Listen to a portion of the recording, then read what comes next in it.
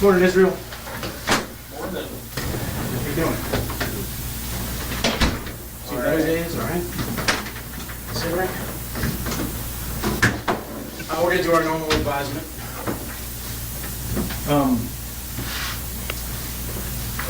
I have to read your rights. First thing I want to ask you is you didn't interrupt anything over at the jail for any no meeting with the lawyer or anything. You have the right to remain silent. You understand that, Israel? Yeah. Anything you say can and will be used against you in a court of law. You understand that? Yep. You have the right to talk to a lawyer and have him present with you while you're being questioned. You understand that? Yep. If you cannot afford to hire a lawyer, one will be appointed to represent you before any questioning if you wish. You understand that? Yep. You can decide at any time to exercise these rights and not answer any questions or make any statements. You understand that? Yes. Okay. Also, I understand that you have standby counsel for crimes other than Koenig, Mr. Kurtner, and Ms. Welsh, and possibly Mr. Lorena. Would you like any of those here today? And we're not here to talk to you about the Koenig case, just crimes other than that. Okay? Yep. Okay, I think they had some things to discuss with you. Obviously, they wanted to chat with you about some things, and then I wanted to kind of talk to you about where we are on the Vermont thing. Yeah, I didn't, they wouldn't want me bring my copy of the letter, so there's definitely some things we need to go over. Okay, well, I've got a copy. Who wouldn't let you to jail? Yeah, I Okay. don't like it. Leave with Carry stuff around with me. If you guys want to chat about what you need to chat about, I can Afraid of a paper cut? You need to mark up the letter, so it's sort of like you have some requests on it. No, yeah, I mean, we can just go through it. Okay. I already went through it, so. So you have the letter here somewhere. You can make an extra copy if you need to. Yeah. I just wanted to let you know, I know you weren't real concerned about the vote, but I told you when we left last time that I'd give you a list of what was actually taken from the vote.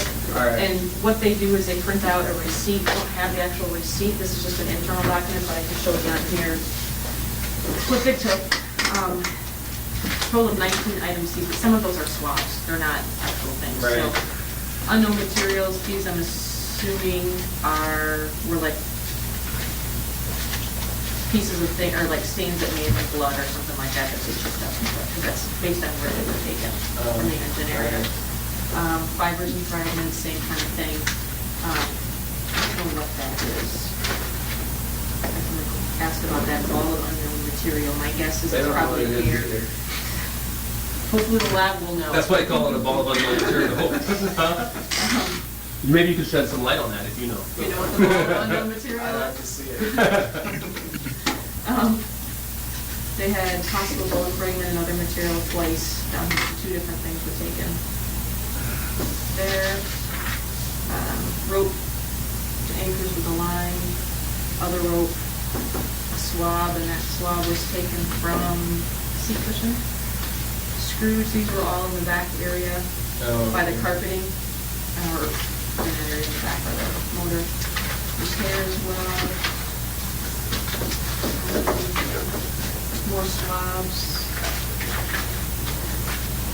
Yeah. Same kind of thing. That was that piece of carpeted wood by the trim at the trim, Right. the bilge pump as well. More rope, and then just the cable ties. I think they had already probably had these before we had talked last time, so those are already. All right. So, that's what they took, and then eventually I'll get a actual receipt paper if you want that, you can have it. Questions about any of this? Okay. I'm going to get a copy of this. Okay. So you mark it up. Okay.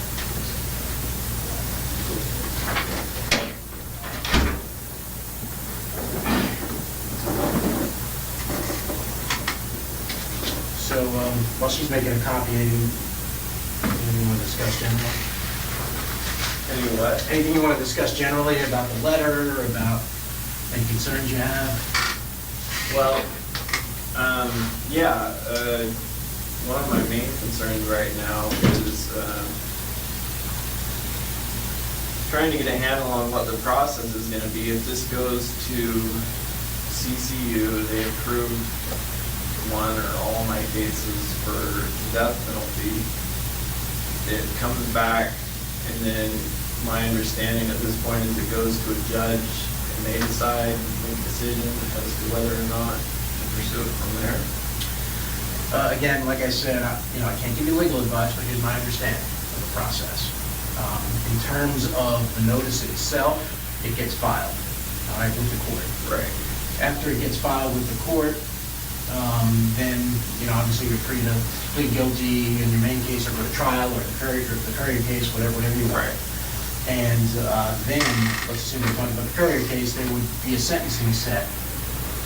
And at the sentencing, I think there would be, either, like I said, there's an option to both sides agree to do a judge sentencing or a jury sentencing. And then that would go to that, and then ultimately the jury or the judge is the one who would have to impose the death penalty. Right. Or life in prison. Okay, so it goes to the judge or the jury sentencing, either one. At the sentencing, it's a public hearing. Yes. Either way, it has to be a public hearing. I think, yeah, most of it, now there's exceptions for public hearings where we can seal parts of them. And part of the, the methods we use to kind of close portions of sentencings in the past is to apprise the court of cooperation efforts on behalf of the defendant. If we've got a legitimate law enforcement basis to close the public out, we can do that. Now, in order to do that, we have to, get approval from main justice.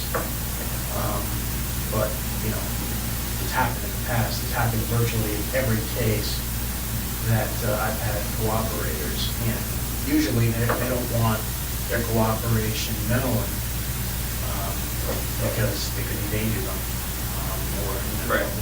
Okay. Yeah. Well, my concern is, like I said from the beginning, there's certain aspects of the things that I've done that I would prefer never became public.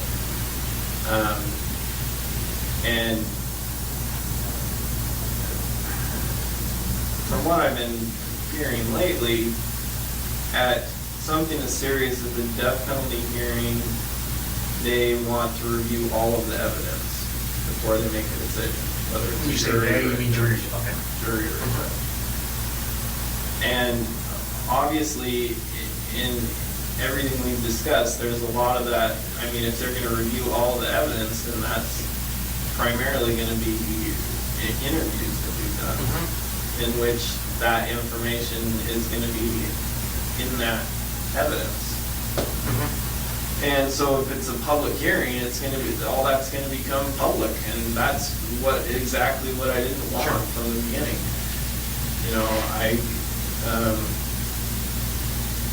Certain aspects of this that, there's no way around it, but, as far as different things that were done with the bodies and the sexual assault stuff, that type of stuff, I don't see, if that has to be part of the hearing, then we gotta figure out something different. I got sort of two possible solutions I've been thinking about if it gets to that point. One with respect to stuff that you're working with us on, like, other crimes, other, bodies, and they're still investigating to corroborate your confessions for those murders. We can certainly seek approval to close that part of the sentencing, to the extent you're talking about those. All right, now, I don't know whether or not, no guarantees whether or not main justice would grant that. The second portion of it is, we control the evidence that we present. So the government's got to present the evidence. And, maybe there's some way to kind of address both of our concerns here by circumscribing, by limiting the amount of stuff that's introduced into the court. So I've been toying with that idea. Now, obviously, there's a catch-22 to that, right? Right. The worse things, appear to the jury or the judge, the more likely it is you're going to get what you want. Right. In context of the Courier case. All right, thanks.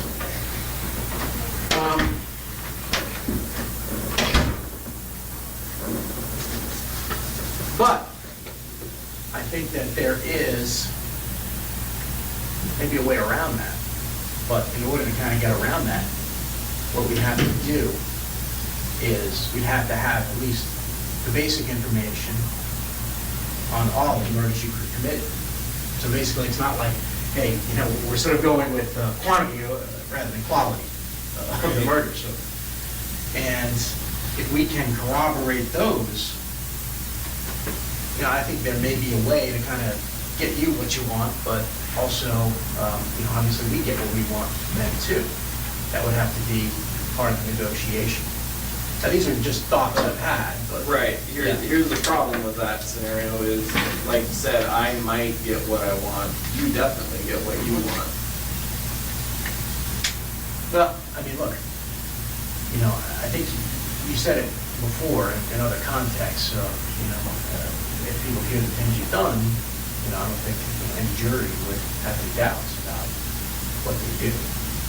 Now, I can't promise what a jury is going to do. I can never do that. Right, but that was me operating under the maybe somewhat naive assumption that as long as I was giving you all this information, there was no reason for it to become public. Whereas I already know that if you go out and you find out this stuff on your own, then all kinds of stuff. Well, maybe all kinds of stuff. I mean, it would have to be a numbers thing. I mean, right now, the way we're going now, you know, let's assume we don't ever strike a deal on the courier thing.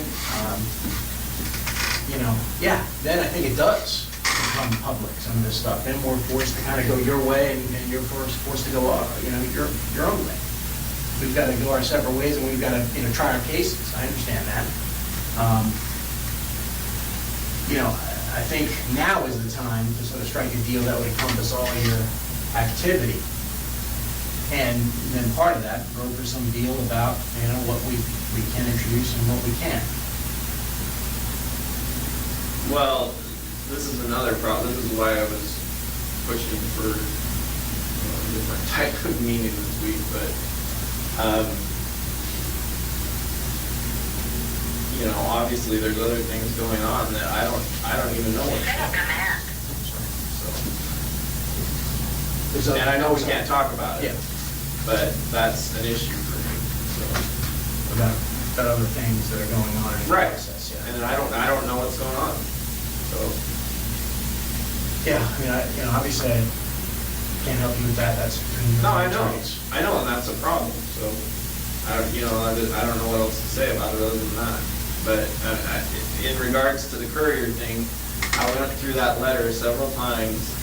And there's nothing, first of all, I was pretty ticked off just thinking back about the way things played out with the whole Vermont thing in general. I remember specifically before we even had, you know, before I gave you the location of that house or anything, I was like, I'll give you the location of this house, but I don't want the locals involved. I don't want,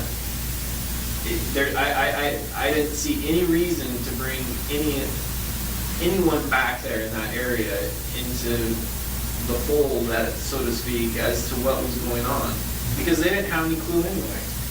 You know, and next thing I know, there's like articles in the paper, like this big dig site going on. You know, there was a lot more discreet ways to handle it. You know, so you got your information, they went right away to the lead investigator on the case, and you know, my name got leaked out somehow way back then, and then, you know, months later, you dig, you never find anything aside from what I gave you in the first place, and then my name's attached to it anyway. Let me tell you a little bit about at least my perception of the work there, and I'll tell you a little bit about the realities of law enforcement. You know, if the FBI just kind of went in there and simply said, like gangbusters, hey, locals, you stay out of it, we're handling this, we're not telling you what's going on, that would be a political nightmare for them, okay? Given that they had the information and another agency was investigating. They couldn't do it. And I think we've talked about that numerous times since then, that Vermont was a test case. And, you know, I think we've learned a lot from Vermont, and we understood that the way that was handled back then you know, we'd have to avoid in the future to keep both sides happy if we were going to get continued information. So, you know, that's the whole reason that we initially came up with, you know, this letter, is to handle it a little bit differently and get Vermont to sort of get on board with us. So, you know, we're successful in getting the letter. Obviously, some things happened that, you know, we were disappointed with too, about your name getting leaked out. Yeah, you know, we're not happy about the way that was handled either. In fact, you know, there was a rift between us and Vermont for a while, and we weren't giving them information because of the fact we heard that it got leaked. And so we were, you know, angry at them. We had like a video conference session with all the investigators from Vermont and all the prosecutors from Vermont and us, and kind of hashed things out. And said, you know, obviously there's been some problems. They agreed that, you know, look, you know, they're on board with us. They've obviously got to consider the needs of the family, but, you know, I think we hashed things out, and, you know, things have worked much better, especially like recently, you know. I mean, to be able to control that press conference on the couriers in light of the possible settlement of other crimes, I think was a pretty remarkable feat that we were able to accomplish. But what I'm trying to do here is, all right, obviously we can go with this. That was a way to kind of, they even said in this initial letter that they would defer to us as to what charging would happen. And that was a way to kind of put the lid on things and kind of keep going quietly. All right, I understand you can go with this. So, you know, what we're trying to do now is just simply revisit that another way. Obviously, that opportunity's passed us by, but there's still this opportunity on the table. And, you know, I think the longer we wait on it, the more problematic it becomes, because they're, you know, I've been avoiding calling Vermont since, you know, this week. I've just basically said, hey, you know, he's getting some advice on the letter, and I haven't heard from them since Monday or Tuesday, and I haven't called them, because I know the next question is going to be, all right, where are we on the letter, because we have to do something. So, you know, this letter is an effort to try to keep everybody in line, keep Vermont in line, get you, to some extent, what you want, and get us what we want. I know it doesn't get me anything I want. It doesn't get me anything that I'm not going to get anyway. You just said Vermont is chomping at the bit now. They want to see me indicted for this. In their jurisdiction. Whatever. I mean, the whole deal originally was that I would be charged federally with it, and now you're ready to just hand it over to them and let them charge me. So I don't care, you know, if they want to charge me, it's pretty clear at this point I'm not going to get what I want, at least not, I'm not going to get a straight answer on what I want, you know, and apparently I misunderstood the way the whole process works from the beginning, you know, so all the information that I've given you now is probably going to get out anyway, so whatever. First, there's a way to kind of avoid that right now, and that's what we're working with you on, that's why we're negotiating with you. But in terms of letting them, you know, have the case, that's not really our intention, but what it is the reality of the situation is, you know, they understand that, you know, when they initially were involved, that you were cooperating, then you decided to slow it down. And, you know, right now they can charge you and put pressure on the feds to give over the evidence. And that's the reality of the situation. Yeah, can we sit there and say, no, Vermont, we're not giving you whatever evidence we uncovered with respect to, you know, the couriers? Yeah, I mean, it's conceivable, but for the people who make the decisions and how this would blow back on them, realistically, they couldn't do that. They couldn't, you know, they would put political pressure on saying, hey, the FBI is holding back evidence in this double murder and we can't prosecute this guy because they're not playing fair. That's the reality of the situation, and it's the situation we're trying to avoid in other jurisdictions. I mean, we're trying to do that, but, you know, we're you know, it's like herding cats at this point, and I think, you know, if we go in there with an agreement to other jurisdictions and simply say, all right, look, you know, he's cooperating, he needs your assurances that you're not going to do these things that Vermont still has the option of doing, I think we're a lot better off. And, you know, your desire for discretion on some of these things about what comes out in court, you know, we can negotiate with those things. And we could try to figure out and strike a balance where, you would get what you want, but we get what we want. I mean, are there any guarantees of what a jury does? No. Can I tell you what the judge is going to do? No, but that's the nature of the work. I mean, that's, that's just the way, the law works. I can't, even, couldn't guarantee any jury, no matter how strong the evidence, what they do with it. Oh, I know.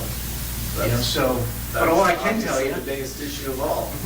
But the more compelling, I can tell you, in my experience, the more compelling the case is for the jury, the more likely it is, the stronger the evidence, the more likely it is that you get a favorable verdict. So, you can go, before the jury in the Courier's case and say, yeah, you killed these two people, and, that would be the evidence. But at sentencing, you make a much more compelling case if, you say, all right, there's also 8 other people that you killed, and you provided evidence on those, and, by virtue of the agreement, we would be circumscribed from telling the jury about that. I mean, that's one way to handle it.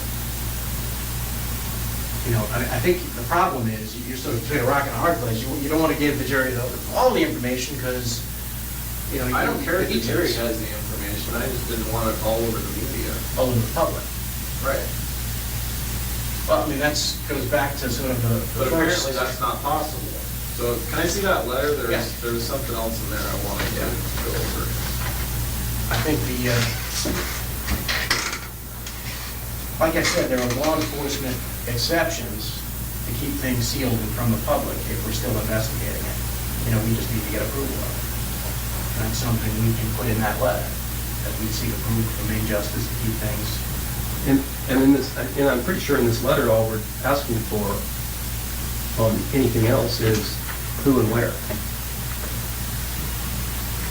The details. Yeah, I know, I see that. So you get to, you control that information by telling us just that. Right, but the problem is with some of that, it's going to give you more than enough that if this doesn't work out in my favor, you're going to keep playing connect the dots, and I'm going to keep getting bounced around from one jurisdiction to the next. That doesn't happen with this. No, it says, prior to any plea agreement, I provide the total number of victims, jurisdictions, which in turn is going to give you, well, it doesn't say names or dates, but it's Or gonna even give you- specific locations, it just gives us a jurisdiction. That's just so we can get their agreement. That's all that's why that's all we're asking for before that. It's purposely set up that way to protect you. Right, but the problem is I already know that you know where I've been for the last few years, so it's not. So you're not giving up anything. So you're right, that's not a lot of new information. It might just corroborate some of the stuff that we have, and it gives us the ability to go to them and get them on board. Or walk away if we're not willing to get on board.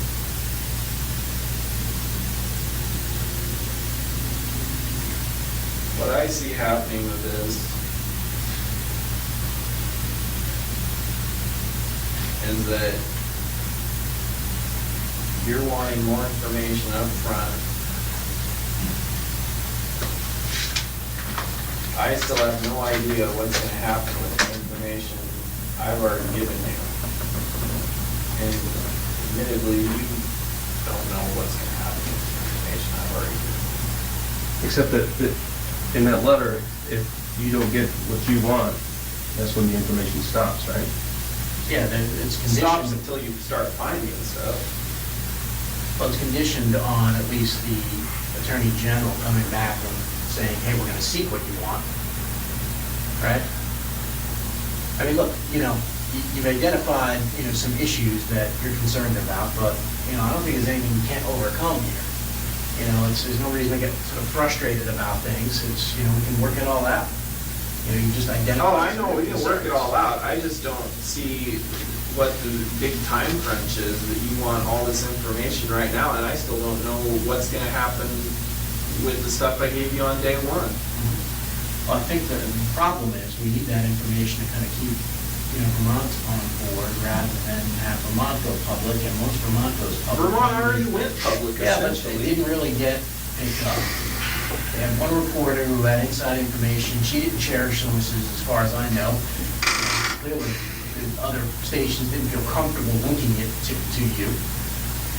Certainly, they were calling and trying to get Even up here, information. they added that disclosure. They couldn't, Yeah. they couldn't confirm it locally, so that all they did was run what Right. they have. No, I get that, but I mean, you've already said whether I'm charged with this federally or locally in Vermont, I'm gonna be charged with it soon, right? That's their plan. That's what they want. That's what they want, and that's what we're trying to kind of avoid, at least, because you said you didn't want to get dragged back to Vermont. So I don't see how they can do that anyway when I'm still facing charges here. They'll drag you back eventually. I mean, what they do is, and what's happened in other cases, is they lodge the detainer, you finish up here, and then you go to Vermont, maybe then they lend you out to the state court there, and that goes through the process, which is what you said you didn't want. And that's where we're headed. And the other thing is, and I know you know this, is that the way typical law enforcement investigation would work on this, you have to admit that the way this, I know this seems slow to you, that this process has taken a long time, but for us and the people that are in charge of us, what they want, they know that there's potentially up to 10 or 11 victims.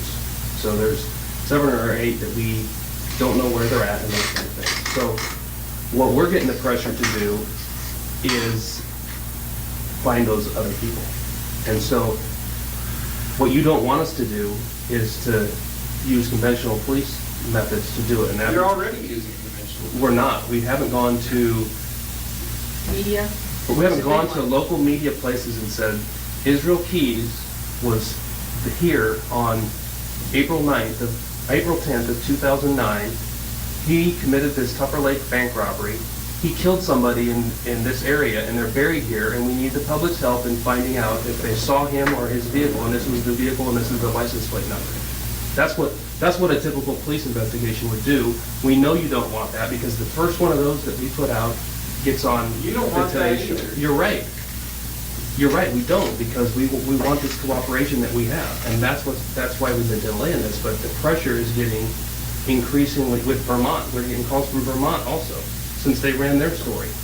The colonel of the state police there is getting calls from other families in that area who now think Israel Keys could have killed their family members because he killed somebody else there. And so that's what we're looking, that's what's going to happen in every state if we use conventional police methods. And we want to keep it as quiet as you do, because we want the information from you, because we know it would be the most accurate.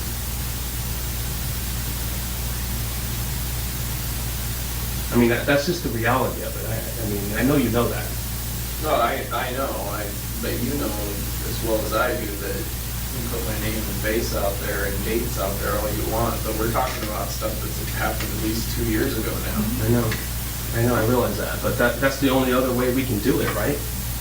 I don't know, but I'm just saying that I'm getting a little bit ticked off at what's happening with the information that I've already given you, and I see no reason at this point to keep giving you more information, because I don't know what's going to happen with that. Once they have it, these different jurisdictions, it's their information. Yeah, I understand that, but then I lose it. And you guys, and then, Vermont, New York, whoever, they do whatever they want with it. And like I say, the whole process is, I'm getting a little bored with it. So, I mean, you're, annoyed with that, with the way that was handled. Quite frankly, I'm annoyed with you, because you had in your power a way to stop it right here. And I came up with this plan, and you could have done it. And if you did it, we wouldn't have had the problem in Vermont last week, because we would have had the authority to say. They had already leaked my name to the press. Yeah, but I mean, they had at the time nothing that else. letter was out. They had nothing else. And, they leaked it, but they had absolutely zero until they had the corroboration of the press conference, which by virtue of this letter, we would have had more sway in telling him, no, you can't do that because he's cooperating. Here's what he's already done, and he's lived up to his end of the bargain. So that's the reality of the situation. You blame us for the situation.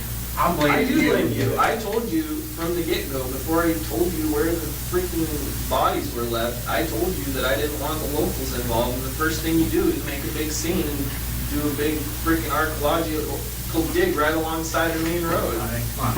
You've agreed in the past, if we're being honest here, that we've handled that situation as quietly as possible. You know, to whatever extent we could, we shut people's mouths, and the only problem was probably one cop that didn't get the message early on. And that was because... No, I think you need to back up to your recordings.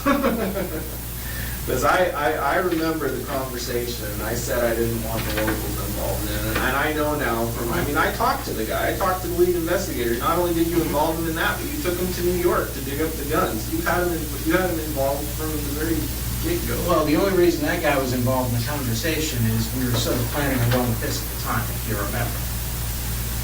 Okay, and that was sort of by your You went and consent. got the guns before that letter was written. Yeah, yeah, we were trying to, I mean, that lead investigator, like I said, politically, and maybe, you know, the FBI can explain to you, you can't just simply walk in there and say... Well, you "Where are told the me you fans?" could. I don't think we did. I mean... Back up to recording. Yeah. You know, I'll go look at it and I'll listen to it, and I'd be happy to kind of share it, but I think what we said was the FBI would lead and handle the case, and that's what's happened. No, you said you would control it. Yeah, and to whatever extent we could, we did. In fact... And I'm saying I'm not happy with the extent that you've controlled it. You haven't controlled it at all. And we realize that. We can see that. We're not happy either.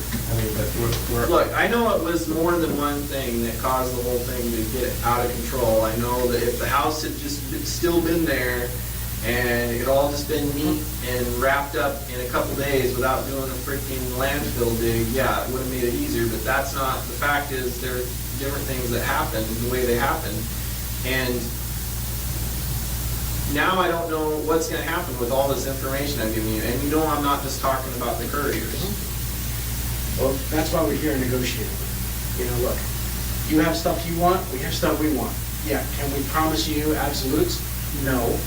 I know that. Just like you can't promise us absolutes that we're going to find these people. So who knows whether or not we'll ever be able to kind of, you know, give closure to their families. I mean, it's up in the air for us too. You know, we're just both doing our best to try to come to some sort of resolution. Yeah, it's not ideal. You know, we have different interests, but I think there's a way to meet those in the middle that will avoid a lot of the things that you don't want, and at least try to get us started on the things that we want. No guarantees from our end either. We have the ability to control it better now. I told you the other day, back in April when you told us about the courier, we had no idea what we were dealing with. We didn't know there were 7 or 8 more bodies. We didn't know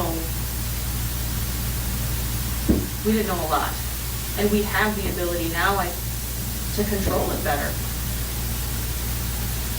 Had we known that back then and were able to communicate that to the people in Vermont, I don't think the leak would have happened, because I think that person would have realized that the gravity of the situation. I don't think that they did. I think they thought the end of it was their case. That was the only one that mattered to them. And clearly it wasn't, and I'm sure that person... Well, that's fine. What's done is done. I'm just saying, from right now, from my perspective, this letter doesn't offer me anything. I know that, you have pressure on you to find these other people, but frankly, they'll keep. And I still don't know, like I say, what's going to happen with this information I gave you on day 1. Well, let's talk about it. I would love to, but unfortunately, other parties chose not to be here, so. I mean, look, in your discussion of other crimes, I mean, I know we've mentioned this to you all the time, that, you can have counsel present for these discussions of other crimes. I know we paid lip service to it, but, I mean, you were in Judge Beisland's courtroom when you did this whole thing. I don't have any problem. You basically said, if you want to stop talking and you want to kind of invite counsel here, then you can invite them and they have to come. But I don't have any problem speaking for myself. The problems I have is with the legal procedure as to what happens with this stuff in the courts. I already know what happens with it on the ground. I'm just saying I don't know what happens with all this information, like that whole thing about the whole investigation and interviews being made public for the sentencing hearing. I did not know that. I was led to believe that if I gave you information, that we controlled all that information. You still have an opportunity to control that information. And, agreements can be struck, but they have to be struck now in advance, because if we get too far down the line, here's what's going to happen. Like I said, we identified Vermont as, a problem because that was, happened at a time we didn't know what we were dealing with. I wrote that on that flip pad I showed you a while ago. Vermont, we got to deal with Vermont. I know it's going to be a problem. All right, now I know it's to the point where, it's a reality that it's going to be a problem. If we take control of the situation, I think we can avoid that problem. You can then negotiate what the extent of what you tell us. And to some extent, what comes out in court. But we've got to talk about it. We've got to kind of go forward, because what's going to happen here is, let's assume we don't strike any deal. And here's what I see happening. And again, I saw this months ago, and I'm just going to tell you in the future what's going to happen is they're going to go ahead and say, all right, well, he doesn't want to enter into a global settlement on the other crimes. We're going to go ahead and charge him. Okay. Once they charge him, it doesn't become. Once they charge you, it doesn't become one reporter saying Israel Keys did this. It becomes, all right, the government saying he did this. And then that becomes sort of a national frenzy of Israel Keys killing 3 people, traveling around the country, killing people. Where else has he been? What kind of shows can we do? And then that in turn puts pressure on the local FBI. All right, they're going to come to Jolene and say, all right, well, what did you do? What have you done to kind of make sure you've investigated all his crimes? Oh, you didn't put media out? You're sitting there talking to Israel Keys, you're trusting him, and you didn't do the necessary things that we see fit. That's exactly what's going to happen. And they're going to say, you go do it. And it's not going to be up to Jeff Bell or Jolene Gillen or Frank Russo or Kevin Feltus. Like I say, if they think that's going to help, then they're idiots, because, like I say, we're talking, I've given you all the information that first of all, no media exposure, even if I hadn't given you all the stuff on the more recent ones, would have helped. I don't think it would have helped. I don't know. It maybe wouldn't help, but it gets your name out there and it's something connected with things, which is what you Right, don't that's want. why I gave you that information. But, now you're talking about wanting to put my name in the media, which is the one thing I didn't want from you. We don't want to. But it's going to happen, is what you're saying. I'm concerned it's going to happen.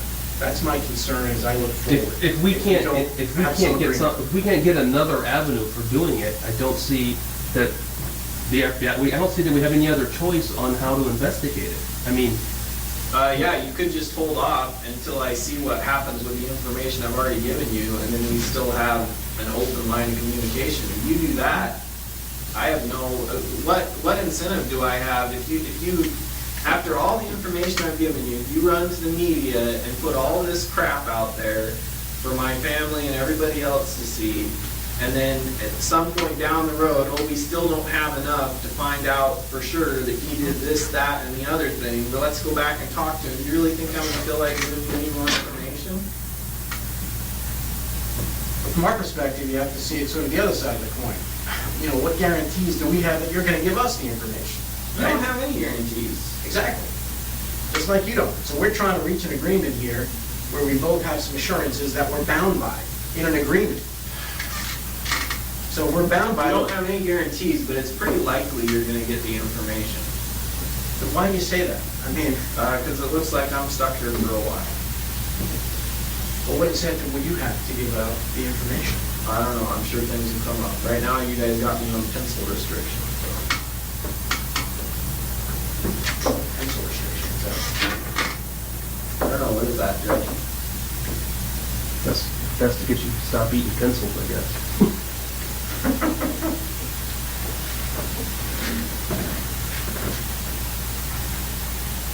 Look, I think,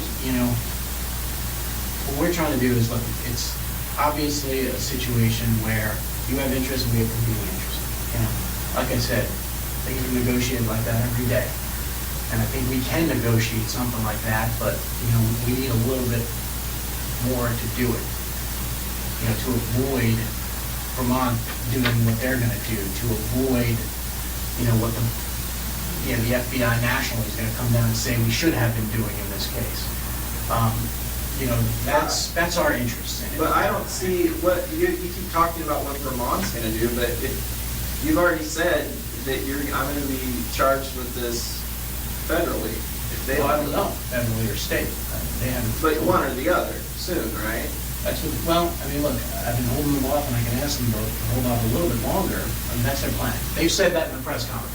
I'm just But we saying, plan to originally, charge. this was all this information on the Courier case was supposed to become part of the other information that I gave you prior to that. Yeah.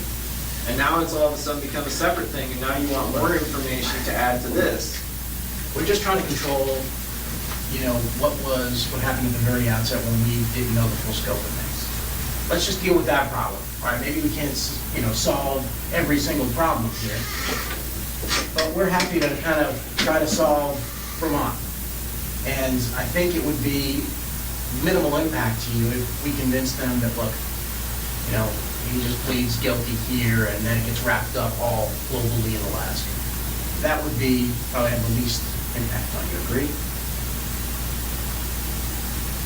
Yeah, this whole thing is already a huge.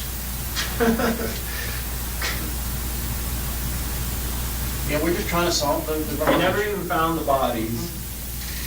At least if they had found the bodies, then it's just, there's no way around it now. You charge me with the couriers. Everybody knows now, as soon as you charge me with that I gave you all the information you have, because you didn't find any on your own. Even after they knew they were at the landfill, they're like, oh, we didn't find them, but they were definitely murdered, and we definitely have the person who did it. And now, pretty soon, we're gonna tell everybody who did it.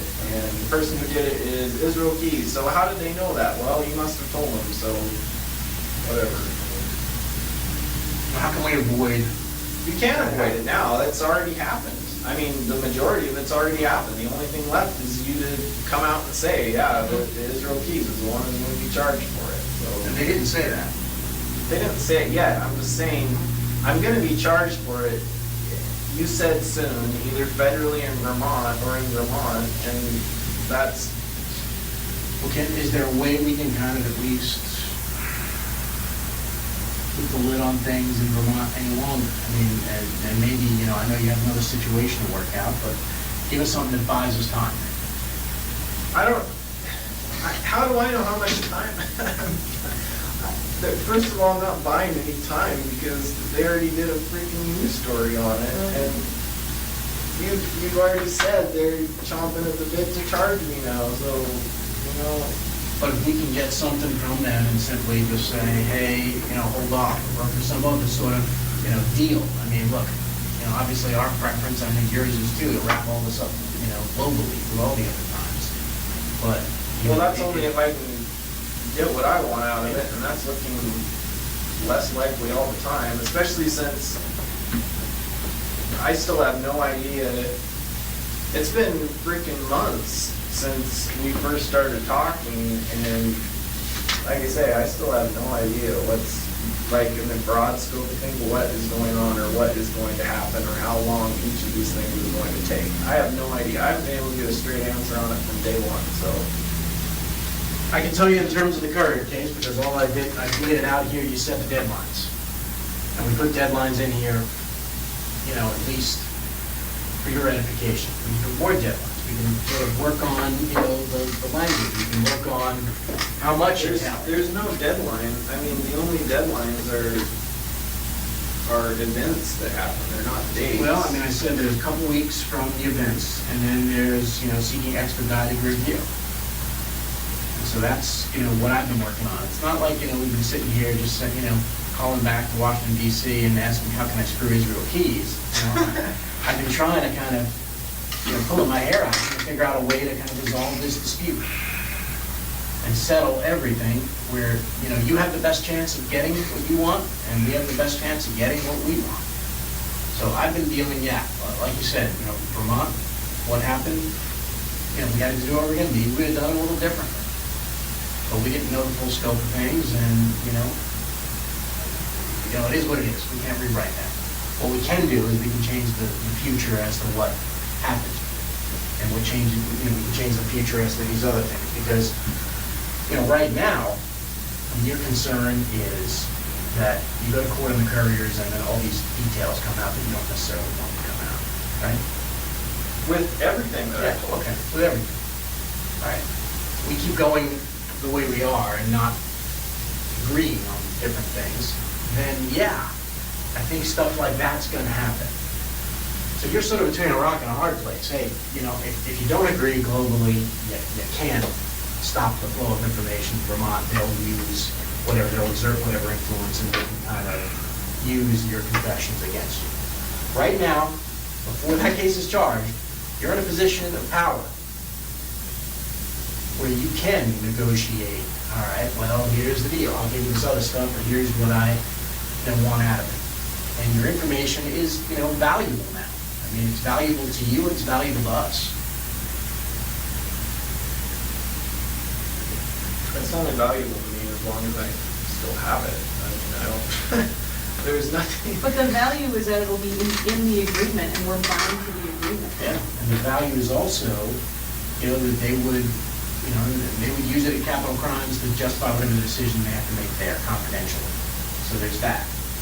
There's other stuff in terms of limiting the amount of information, if we keep going the way we are, then there's no agreements, and who knows what people will use.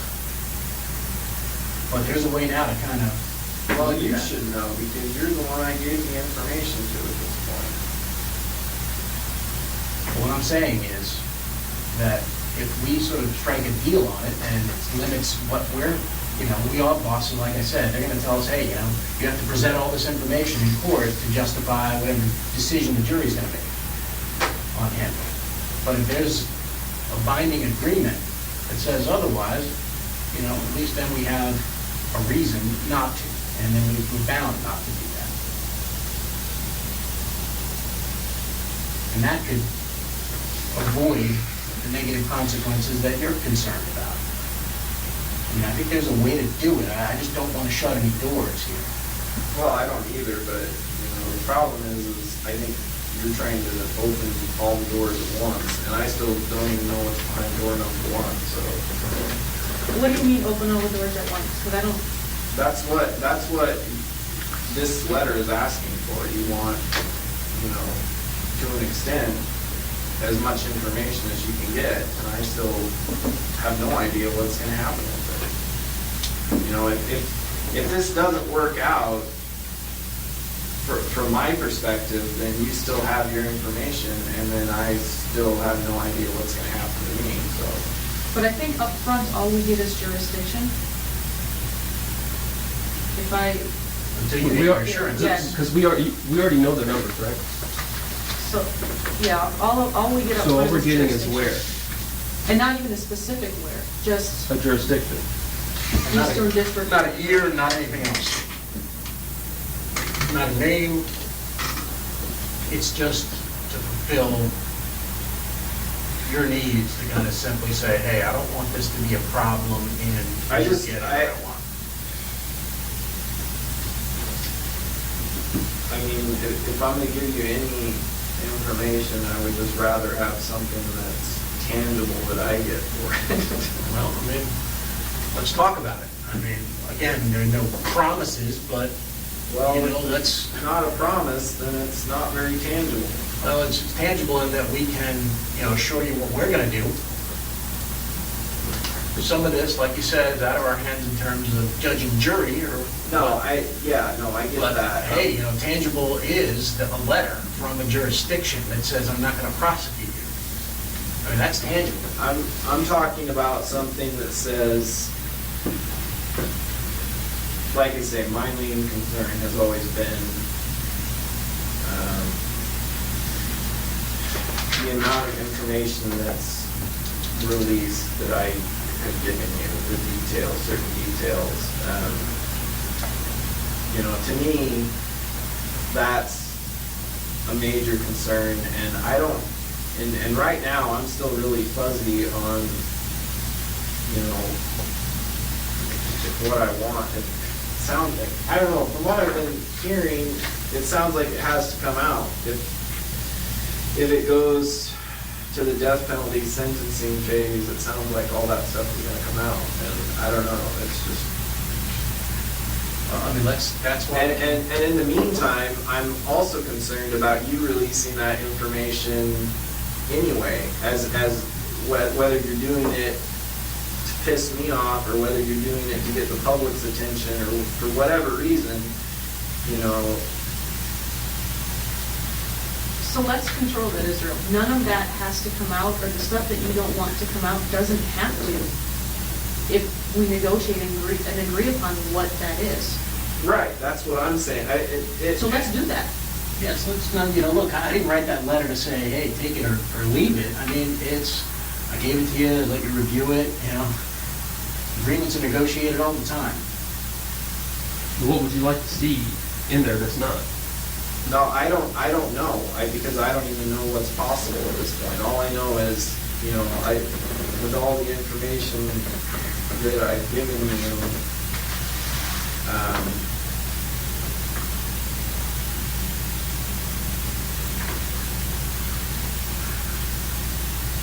really freaking.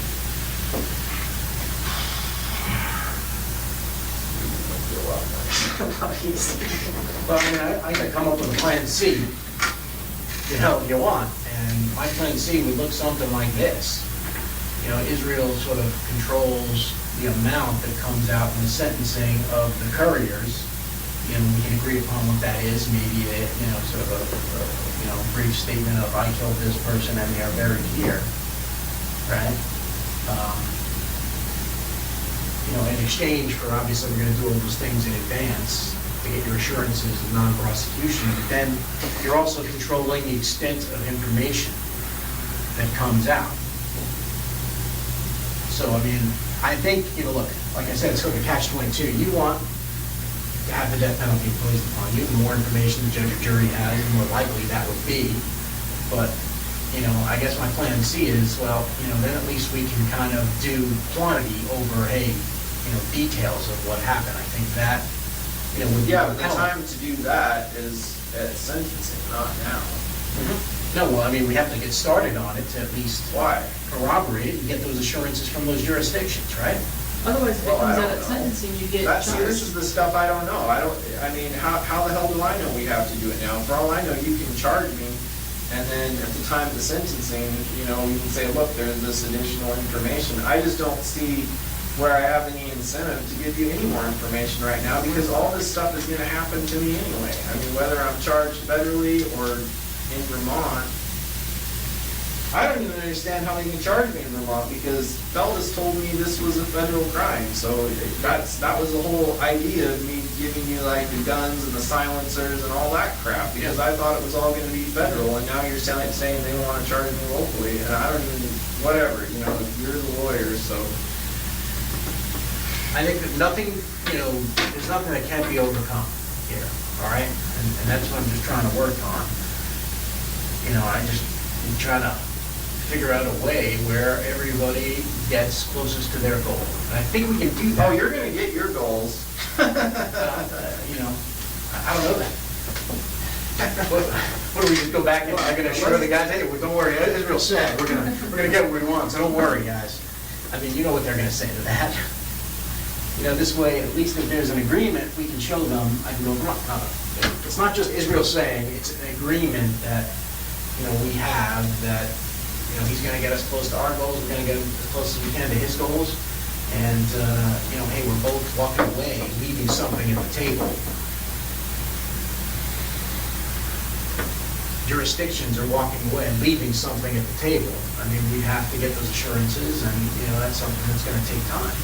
And that will prevent you from, you know, the detriment of getting dragged around, which is something you told us you want to avoid. And I'm just trying to keep it together. Right. And I think this is the best That's another way. concern I have is, you know, I give you this information things don't work out my way, I still get jet dragged around. How do you figure? Because if Plan A doesn't work, then all these other jurisdictions are gonna go to Plan B and charge me separately for everything that I've done. Well, Plan A, though, before we even get to it, would require them to write a letter saying they're not. Saying they wouldn't do Right? it. Well, Unless, it's not on here now, I mean, well, we can put it on there. I mean, you know, look, that's a starting point. It's a 3-page letter, not even.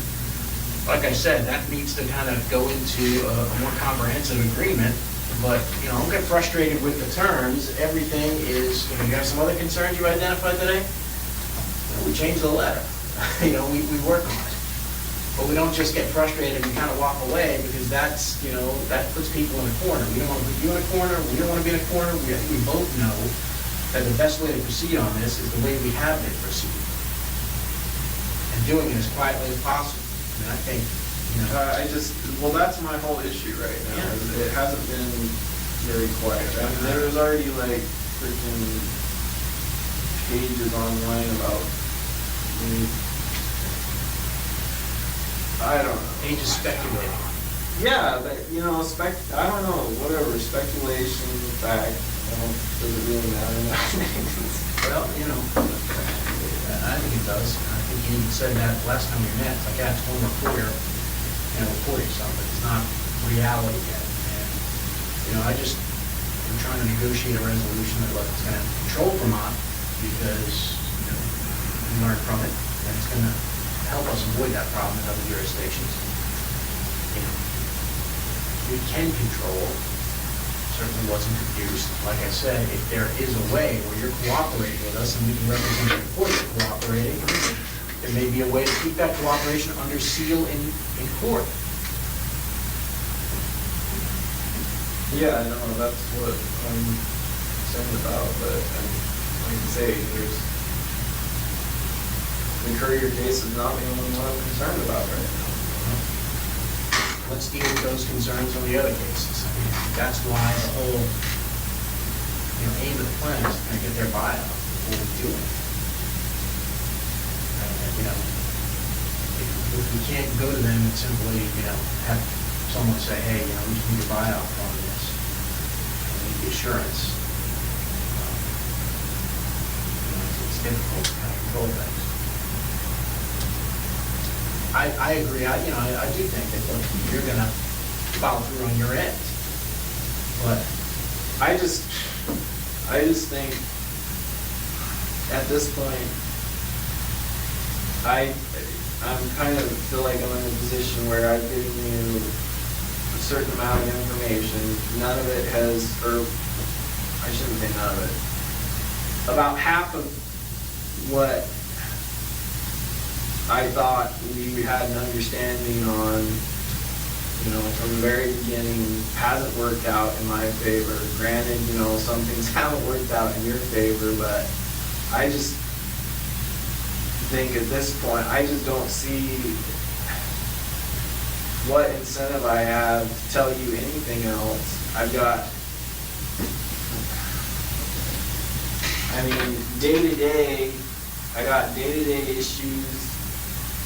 And, you know, we come over here and we sit in this room and I still don't know what's going on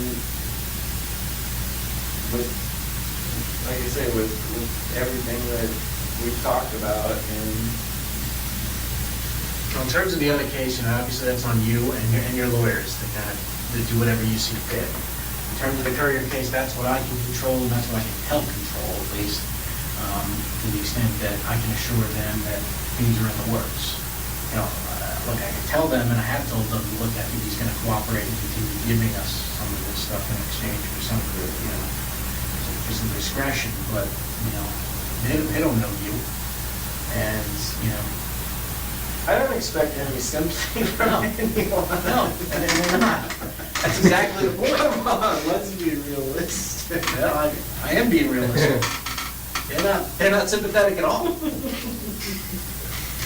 That's why they're saying, well, you know, got a case on them, I guess, we can go ahead and charge them, right? Exactly. So what I'm trying to tell them is, look, that's maybe not the best thing to accomplish everybody's goals.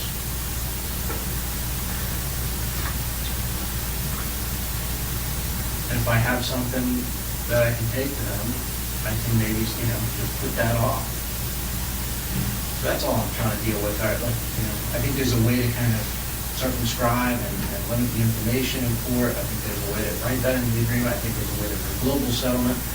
But if you want to put a Band-Aid on it, as they call it, and let's try to deal with the Vermont situation, I'm amenable to doing that too. I don't know.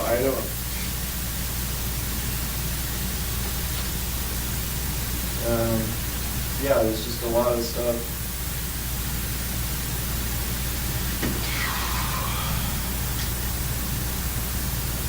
Well, why is it carjacking? Anyway, I didn't. Well, you took their, put them in the car. Is that because it was their car and not mine or something? Yeah. So if it had been my car, it would have been kidnapping or what? Yeah, it depends on, the method of kidnapping. It's a weird carjacking. Yeah, kind of makes you seem like a gang member.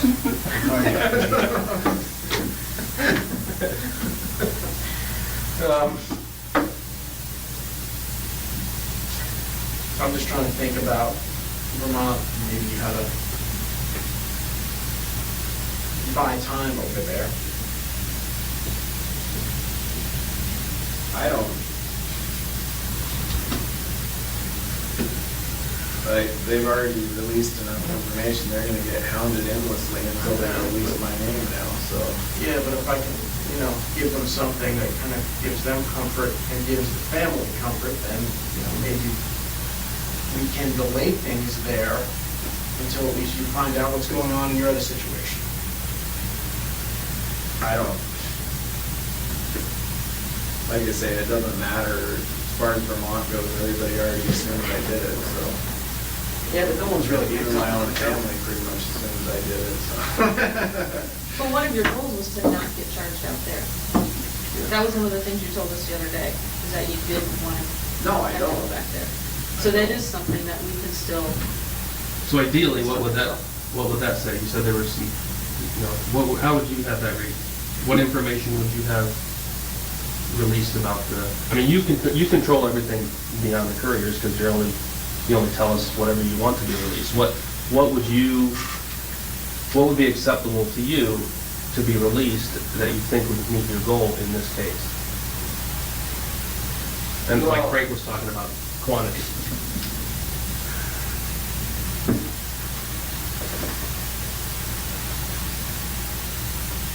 Well, it sounds like right now, I don't even know if this is going to be charged by Vermont or by the feds. And, So what would you want that to say regarding that? see, this is the problem though, because I don't even know what's possible. It does talk about that if this offer outlines a proposal to plead guilty to conduct in Alaska, which would prevent you from having to go back and face charges in Vermont, either state or federal back there. Yeah. That would be the goal. That's the goal of this letter is, let's keep it here. At least. So if that's one I of the just initial. don't understand why they even would want to charge me there in the first place. Well, it's also they have family members that they feel like they're close to, and I'm just giving you, their perspective they gave me. They want to kind of make sure their family members see justice, and they feel like it's a Vermont crime. The community needs to know that type of thing, and that's their center. It may not make sense to you, but I understand it from a law enforcement perspective that hey, you committed a crime there, you should be held accountable. That's typically their take on things. And it would probably be our take on things too if it happened in reverse. All right, but I think that there's a way to just be able to kind of at least put them off for a little while you're thinking about other things and thinking about a global resolution we can work on. But like I said, that's a way for us to get close to our goals. If you want a sort of a smaller way, I can come up with one.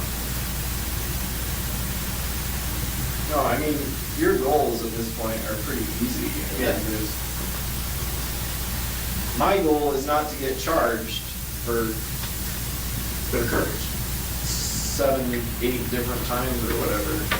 And that's a goal we Same can. thing. That's a goal we can help you with. Well, that addresses everything. Right, no, I understand that is something I still have in my control. I mean, apparently it's already out of my control. I'm already gonna get charged twice.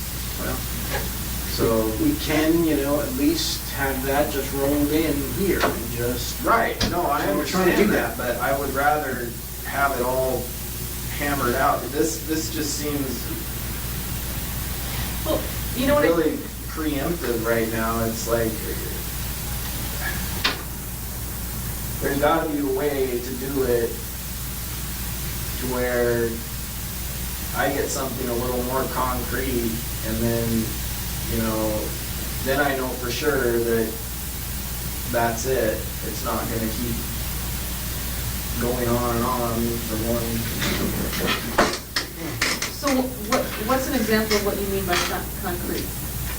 Like, what would you, I guess I'm not clear on what you want. Well, that's I within thought you our were- control. What could we put in there in writing that is? I don't know that there's, I don't know. I don't have. What types of ideas that would you like? I mean, like, just plain ideas that we can work with. And I think I have some thoughts on, a couple different ways you can try to work on this.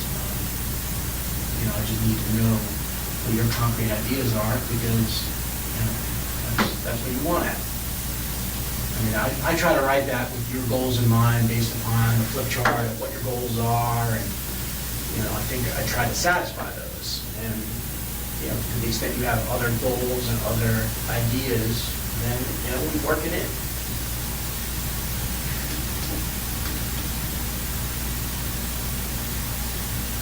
Yeah, I'm just not so sure I even have that goal anymore. I mean, like I say, if me looking for the death penalty is gonna make this into a bigger circus than it already is, and they're gonna take all this information that of the things that I've done and put it in a public sentencing hearing. It doesn't have to happen that way, though. Well, I don't know that though, because I've been told it does, so it's a problem. All I can tell you is the United States government controls what evidence is introduced into court. And I represent them. So I have absolute control over what evidence I put in. Right. Well, that's good to know. And if it says in here what evidence gets introduced, that's what Frank has to go by. Yeah. And no one's gonna tell me that, here's what I have to do. Now, obviously, there's, bosses everywhere that'll try to tell you stuff, but if we have an agreement that binds those people, then, it is what it is. Court doesn't have any right to demand more information from us. Court has to let us try our case. And I decide all the time at trial, I'm not gonna put that person on, even though maybe they could help my case, but it's not worth it to me. It's not worth it to me because I have some other goal in mind. It's legal strategy 101 happens every day. So, that is in my control. That's what I'm telling you. And so you want something that's within my control. It's as simple as that.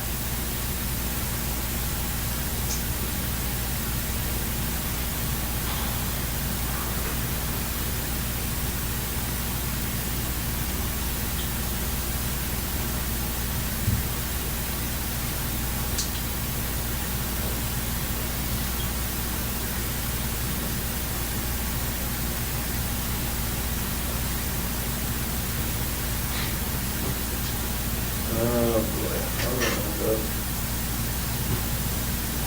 Freaking max lockdown year after year, and it's bouncing me around.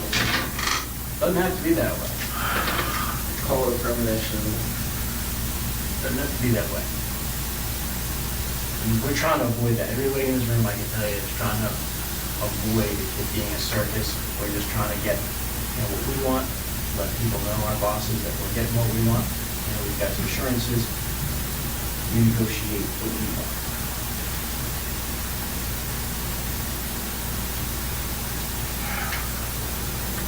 If we wanted to screw you, I wouldn't be sitting here drafting a letter to you about here's what we're gonna do for you, and, I wouldn't be in here. You know, we want to go ahead and just try to make you a villain. We can just go and do that. All right?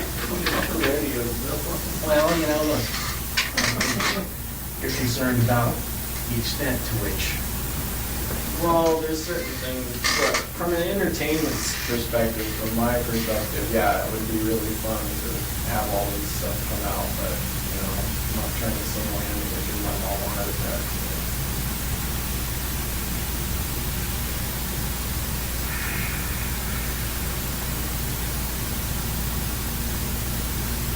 But I still think there's gotta be something more that I can get out of giving more information.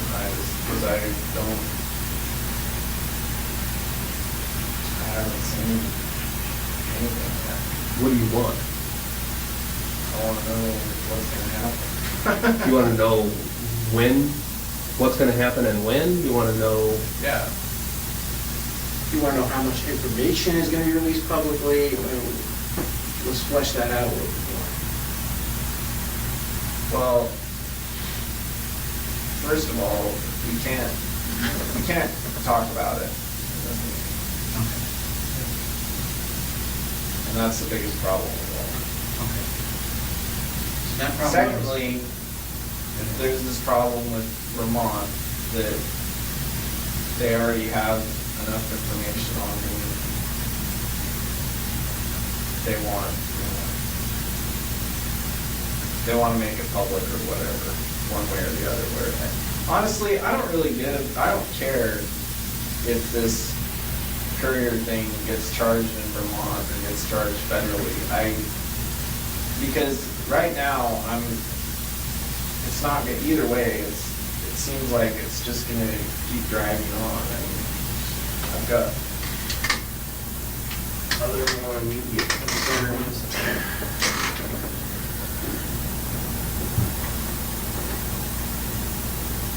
Well, the immediate concerns, I mean, here's an idea. We need to deal with the immediate concerns. You want time to deal with those immediate concerns, and, you know, Vermont is obviously, you know, under some pressure to kind of make a decision in terms of charging. There's a way I can at least go back to them as this Band-Aid and say, look, we're going to, you know, move forward on part of the plan. Let's assume we go back to this, which is the New York thing, and we simply say, part of the plan, give it a try. He's going to provide just the jurisdiction where the person is taken. If you agree to kind of put off charging. And just do the same thing you're doing. Just put off the press, put off charging, just say investigations continue. There's a way to go back to them and do that, or like I just said, you know, sort of a Band-Aid type of thing, just to buy us some time. You know, I'll be happy to try that. No, I don't, like I say, I don't care. They've already released the information in the media. You know, they're gonna charge me for it, you're gonna charge me for it, either way. The whole thing wasn't even supposed to. There was a way to, you know, at least put that off, and, you know, if there's a way to put that off, maybe there's a way to strike a bigger deal down the road, you know, if we buy some time for ourselves.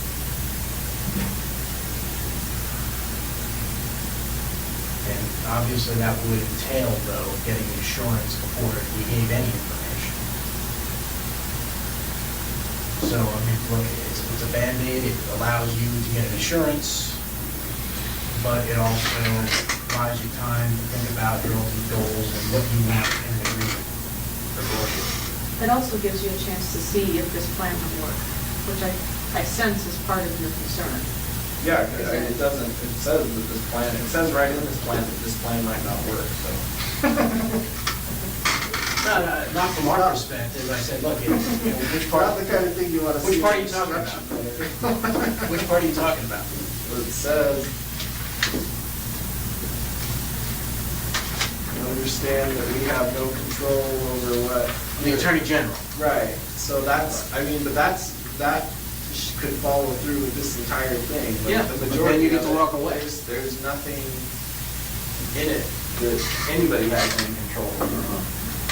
No, I think we do have control over things, and you have control over things, because that I put in there just, the Attorney General thing, out of deference for what you want. If you're not getting what you want, then I understand you don't have a benefit. If the Attorney General comes back and says, life in prison is what I want you to see, that's not gonna make you happy. And then, the benefit of your bargain is lost, in my mind. And that's why I put it in there. But, look, I think we didn't want to write this letter by saying,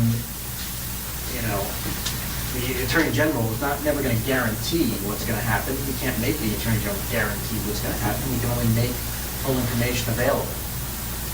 So that's just the sort of acknowledgement that the Attorney General is an independent body. He gets to make a decision, whatever he sees fit based on that information. So, look, as much as there is, the main crux of this deal is you getting control over the prosecution of cases. You getting control over, if you want, the extent of information. You getting some guarantees over that. And in exchange, us moving forward as quickly as possible with you controlling, some of the deadlines. So, I don't know, I do think you get what you want. I mean, look, we just can't, I don't have the authority to speak to the Attorney General. I'd like to put a deadline on him too. And say, hey, you gotta come back with a decision next week. But, he's not gonna listen to me. Well, there's another factor that just occurred to me recently with the sentencing portion is if whoever happens to be sentencing me knows that the death penalty is what I want,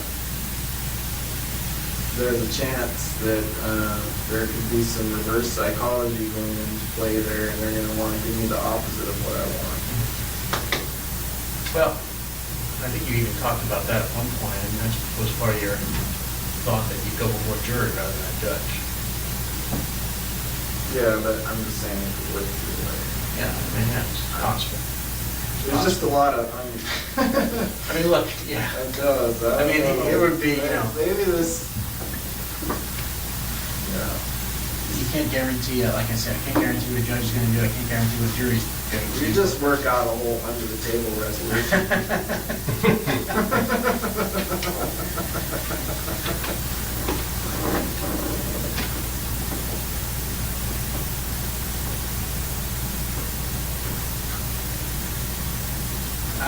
The other way to look at that though is too, is if you think that's a possibility with that reverse psychology, I mean, I guess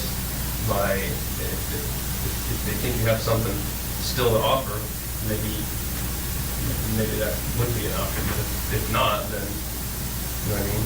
If they still think there's information to be had, whereas if we had an agreement where all the information was gonna come out, I think that might be less likely, you know what I mean? Yeah. I mean, that's one reason I think they could look at something like that. Might also. Everybody just makes too big a deal out of this stuff. And we're trying bigger problems in the world we could be worrying about right now. Oh, this is, one problem a day. This is sort of the problem that we all have, and we're trying to come up with, a solution that we get both of us get closer to our goal.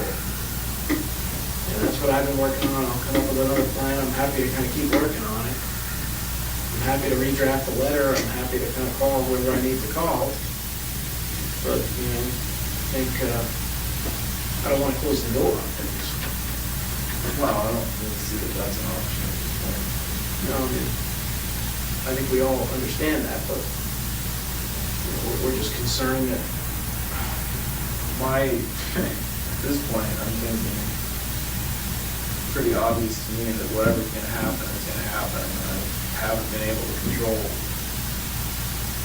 haven't really been able to control any of the information I've given out, and once I've given it out, has pretty much been in, so.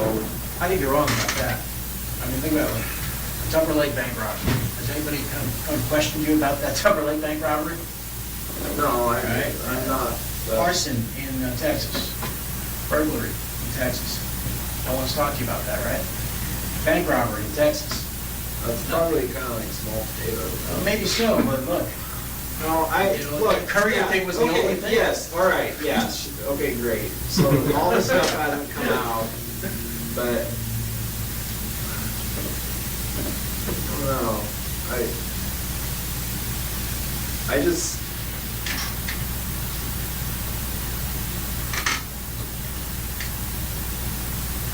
I just have some concerns with these other. First of all, like you say, I can't see that there's anything for me to gain at this point. Seems like whatever's gonna happen is gonna happen regardless. again, I'll disagree with you on that, but like I said, I think we can control it, man, and you're right. Yeah, you know, there was one cop in Vermont who spoke when he shouldn't have, and, you know, yeah, we gotta eat that. Sorry about it. It wasn't, you know, that was not planned. Well, like I said, what's done is done. Yeah, so, but, I mean, with the exception of that, I think you remarked before that you've been impressed about the level of discretion that we've displayed. Yeah, no, well, mostly I was referring to the Alaska stuff, but yeah, that's great, that's fine.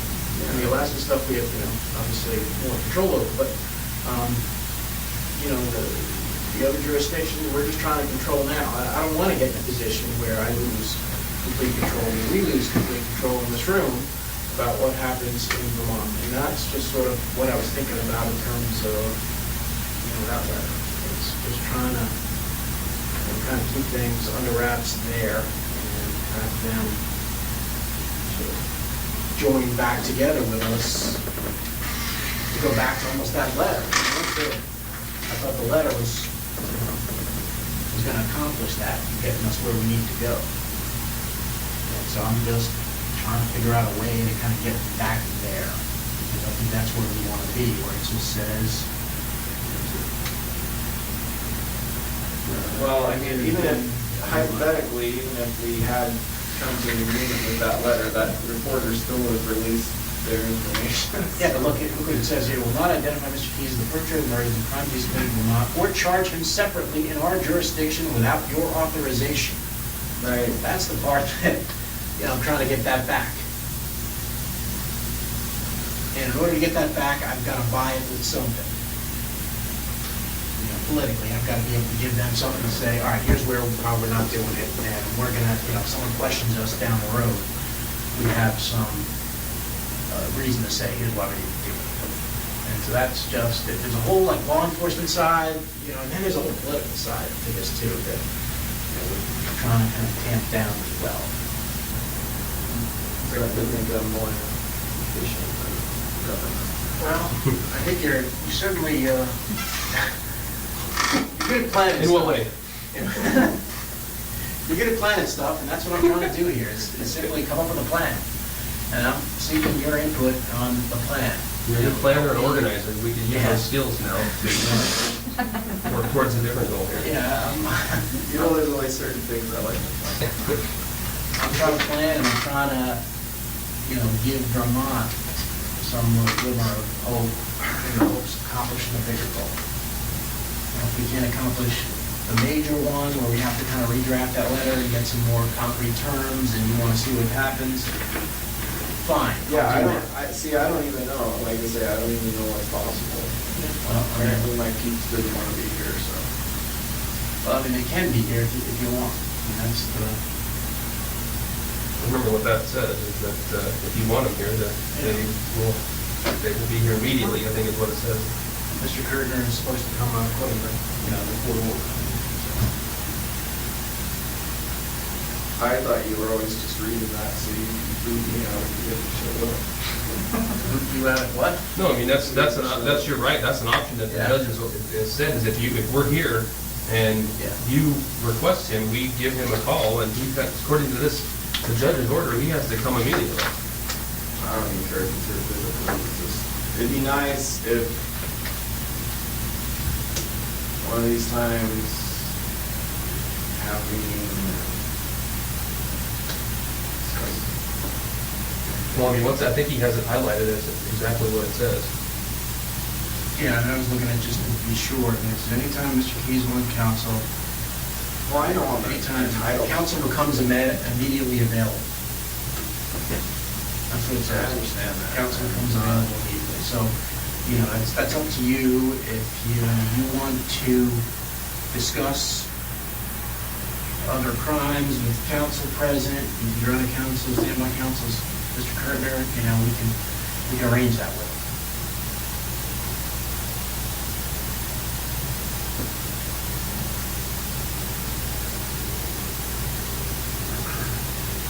And we could call him at your request and see what he says if you're requesting that. Well, already requested it, and I can say it was, meeting was supposed to, so 2 days. But you didn't request it through us, just to be clear, right? Not to do that. But I'm if you're- saying there's. If you're requesting that from us now, we're gonna stop now, and we're gonna step out of the room and make a phone And call. we'll call him. God, yeah, I mean, I don't know, it sounds like there's nothing else we can talk about unless. I want to kind of obey the court order, the letter, if that's something you're. I don't know what interested else, in. I don't know what else you have to offer me. And,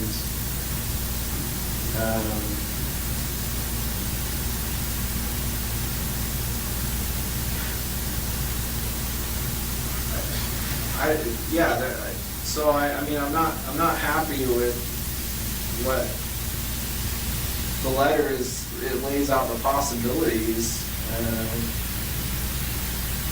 but I don't know if those are the only possibilities. I don't know. It's just.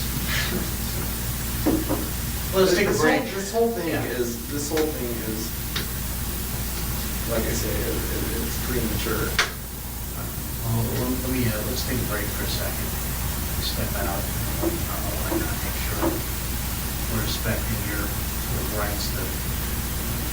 Well, I'm fine to talk speak for myself. I'm just saying there's other things that need to be discussed in these meetings that we can't talk about unless, at least as it stands now, unless my attorney is here, so. But this says right here, if you request us to get a hold of him, we'll do that. Right.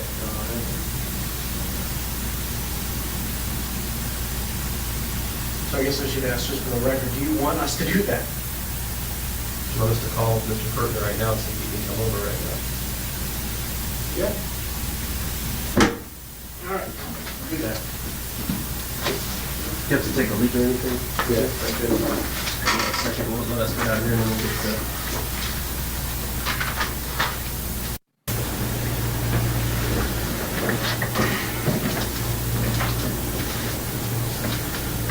So where do we leave off? What's going on with the Koenig case? All right. Here's what we have. Capital Crimes has the memo. All right. It went in last week. So there was some, I think the U.S. Attorney was a little bit hesitant because there was some concerns that you didn't want to sign the agreement. What agreement? The agreement she wrote to. The one negating the first. Yeah. Yeah. Right, but when we spoke in the last meeting we had when we were all there, and it was on recording, Yeah. and I said I didn't want, that wasn't supposed to be on the table in the first place. Okay. And I asked Phyllis in that, at the end of that meeting, if there was anything else he needed, and he said no. Yeah, and then what happened there is we went back to the U.S. Attorney, and her impression, she said, look, the original one was in writing, so I'd like it to be in writing as well, So she wrote another letter, and obviously, you've seen this. And so it basically said, hey, just like the comfort of it. And then there was a court order as well that basically, prohibited us from doing anything with capital crimes until Judge Roberts reconsidered that. And so we got that rescinded, but then after that, we wrote a bunch of other letters seeing whether or not that was still your intent. Because the U.S. Attorney was very concerned that, you might want to change your mind, and she didn't want to welch on a deal that she had promised you. So it sounds like the short story is you put in your memo and you did not recommend the death penalty. I can't tell you what the U.S. Attorney recommended. I'm prohibited from doing that. I mean, I can just give you, you've probably seen these letters that she I wrote. saw a couple of them. Okay. So she wrote a couple letters, and then I wrote a letter to confirm, and the last letter basically said, in the first paragraph, I don't know if Mr. Curtin wants to show this to you. I was already seen all the letters. So the last letter was, Mr. Curtin did not say that Mr. Keys has changed his mind. Mr. Keys still wants U.S. Attorney Leffler to make her recommendation unbound from any promises contained in the March 30 letter. I have conveyed this information to U.S. Attorney Leffler. So that's where it stood. So that was the last piece of the puzzle there, and then she decided, okay, I'm going to send my recommendation after that. She sent her recommendation in. So they have it. This week, they wrote back saying, giving opportunities for a conference. I think Karen mentioned this to you, Rich. You told me you were going to give me Yeah. potential dates. We have 4 dates for conference, and that's an opportunity for your lawyers to meet with capital crimes and present information about mitigation, about, not seeking the death penalty. And those are August 6th, August 13th, September 4th, and September 17th. Those are the 4 possible dates that we have. And the procedure is, I understand it, is they invite your attorneys back there, and they get to argue that the death penalty shouldn't be imposed. That's what you want. I'm not privy to your discussion, so I don't know what the discussions Hypothetically, are. what happens if I don't have any attorneys? Do I get to be at the meeting? Well, I think obviously whatever, that's between you and your attorneys, but your position, I think, is made known through your attorneys. That's my understanding of the process at this point. So your position has to be made known to the Capital Crimes Review Committee through your attorneys. And I don't know whether, what your discussions were, but I'm not going to, Rich, if you plan to try to present mitigation, it sounds like you still don't want mitigation in that case. In other words, you seem like you still are on course for the Well, I would just tell you, these are complex issues. We're still exploring all this. I don't know if, we talk about this with Israel all the time. I don't know if he completely understands all the procedures involved and the gravity of this type of decision. So, we're in ongoing discussions, private discussions with Israel about all this. Sure. He's Well, ready. but like we were saying before, there's a lot of aspects of the Cohen case that, if it were to go to sentencing and death penalty hearing, that I wouldn't want to be public. Same as with the Courier, like we were saying earlier.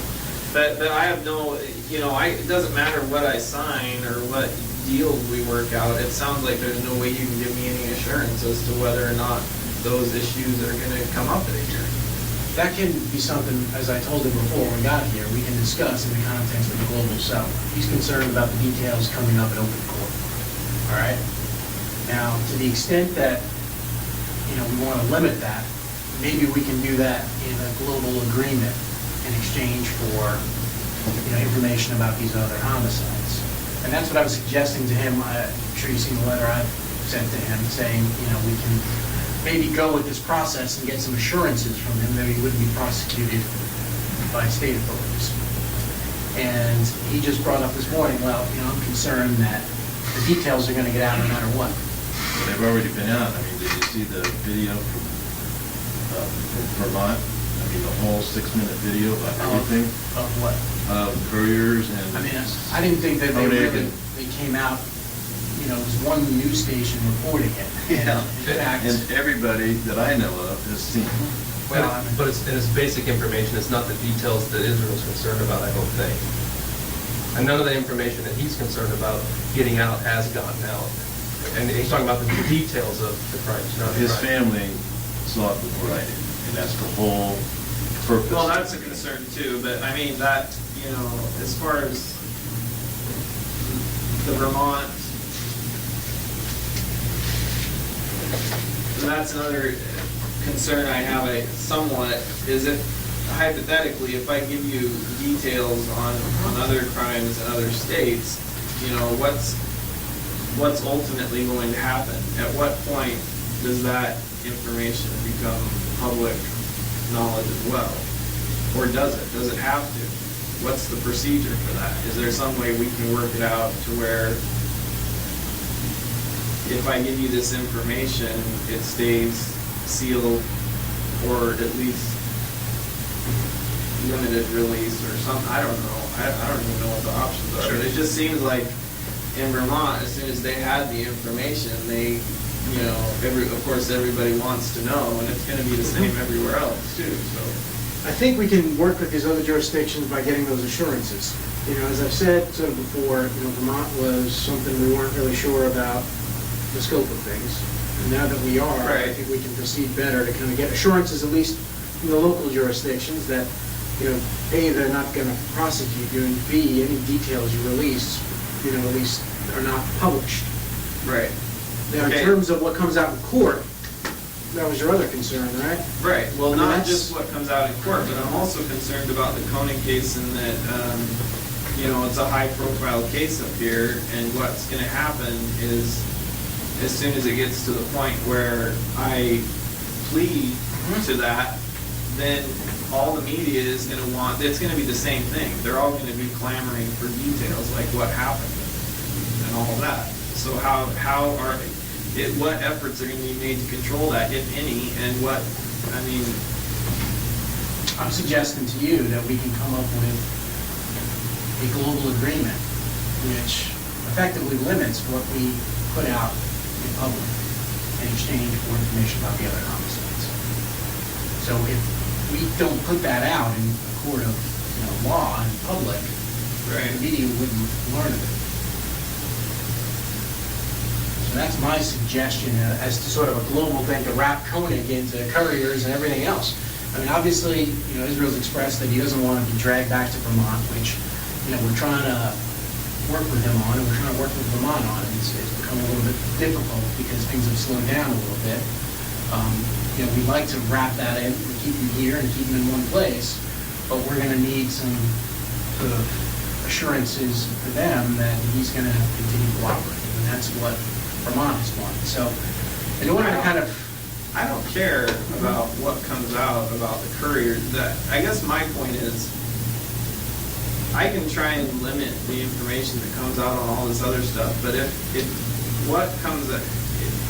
the details of the Koenig case come out, it doesn't matter how many other details we suppress on the other crimes. And that's what I'm suggesting to you, is sort of a global settlement where there's an agreement to only go into certain details of the Koenig case and the Courier case. Even though you've told them about them, that there's been no limitation on those. We now put limitations on those. And we put... Right, but that's what I want to make clear before we go any further on anything, is to have something somewhat concrete in writing, you know, saying that information isn't going to come out when the time comes, you know, that I do plead guilty to the Koenig case or whatever happens. Whenever the next release of information to the public is, you know, whatever else we've been working on becomes null and void if all of a sudden there's this flood of information about what happened in the Koenig case. And I've pled guilty to it, and then it doesn't matter. And in return, I mean, for not introducing that information, we want information about the other murders. I understand that. I don't, like I say, I don't care. Like all the other, anything else, it doesn't matter that much. What I would suggest is, I've talked to Israel about a global settlement. Let me work, let me see if we can, because I think definitely gonna need counsel to understand and to know what the global settlement is. I'd like to work with them and see if we can come up with something everybody can agree to in a global settlement. Yeah, no, and that's what I'm working towards too. But I need that's- some time. No, and I agree. I mean, I just need to know what the demands are, and that was the first time that that's really, obviously it's not in the letter, the level of detail, and, I'm happy to work something out and try to get approval for what I'm suggesting. Obviously, what he wants, it seems to be, I want the death penalty imposed. Now, that's a catch-22 situation, you understand, because the more information the jury or judge has, the more likely it may be that they may impose that, all right? If we take that away, it may be less likely, but that's something, hey, I've told you, I don't really care what sentence gets imposed upon you. You're the one who cares about it, but I'll be upfront with you, yeah, if they don't have that level of detail, I think you probably would want to have, additional murders in there to justify the decision you want them to reach. It's sort of a quantity versus quality. Right, I understand that. I'm just saying, yeah, so they have all the numbers, that's fine. But that's the only thing they need those numbers for, is the sentencing. Yeah, no, it would only come out at the sentencing, but we'd have to get something in return. I mean, right now, yeah, we know about how many people you killed. I mean, that's pretty clear. I mean, that's not a problem. What we want is the information about those murders. And it could be, look, briefly, initially to protect your interests, to simply say, hey, I killed this person in this jurisdiction and kidnapped them from here. And, that would sort of satisfy our goals, and would also satisfy your goals, I think, too. But, again, I think we both have to figure out what we want to get out of this. I mean, it's possible to limit that information that's presented, I think, in a sentencing hearing. And again, I'd have to vet this up the chain, but, we can limit Courier, we can limit Koenig in exchange for the information about the other stuff. See, this process with the death penalty on the table is a whole new thing for all of us, but we have many cooperation agreements where there's a sealed addendum to a plea agreement, where proceedings are closed, where information is not made public in order to protect, somebody who's cooperating, or in this case, protecting the family of somebody who's cooperating. That's a good point. And so that's something that I'd like to discuss with Israel and see, and Yeah, I mean, so. that's something that, is sort of a plan A of things we can do is, hope to put everything under seal and justify it by, one, safety to your family, and two, the fact that these guys are still going to be confirming the information you're providing, and they don't want anybody to interfere with that process. So some of that, again, as Mr. Kirkman said, it's, it's different than it's the death penalty, but it's in some ways the same as what we always do in other types of cases involving cooperation. That stuff goes under seal. And that's what I'd like to talk to you about. Yeah, I just, that's why I keep saying all this is kind of tied together for me, because if certain details of the Koenig case come out, then, anything else. Yeah, it doesn't matter. Right. That's sort of like your... That's kind of...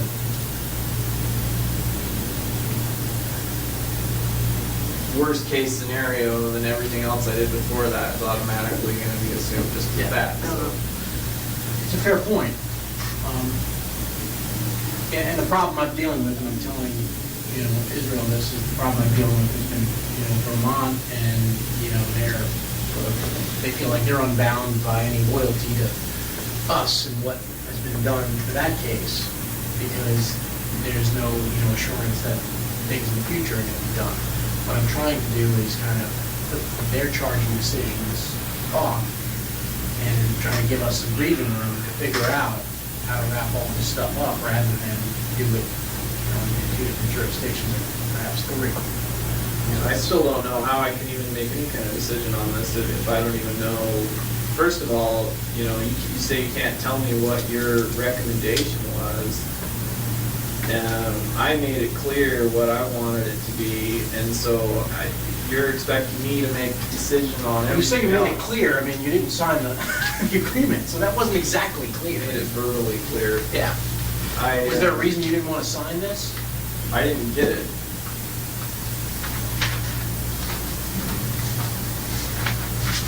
And I just found out the other day that the recommendation was already made, so I assume it doesn't matter if I sign it now.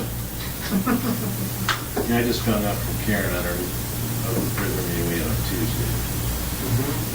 We had a court meeting about draft rules, that's what she told me. She had already sent in a recommendation. Yeah, I mean, she can always sort of change her recommendation. There's No, I'll procedures sign for it that. now. I was told that, it was already done. It was, The recommendation's already in, Mr. Ryan, and to me, I don't think this is valid anyway. You know our feelings about it because you complied with your agreement, part of the agreement. I don't, and so. look, the bottom line, we already all know how this ends, so, it's, all I care about is what happens between now and whenever it ends. And if things don't go the way I want, I don't need you guys. Well, let's just talk about it, okay? I mean, let's see if we can resolve it.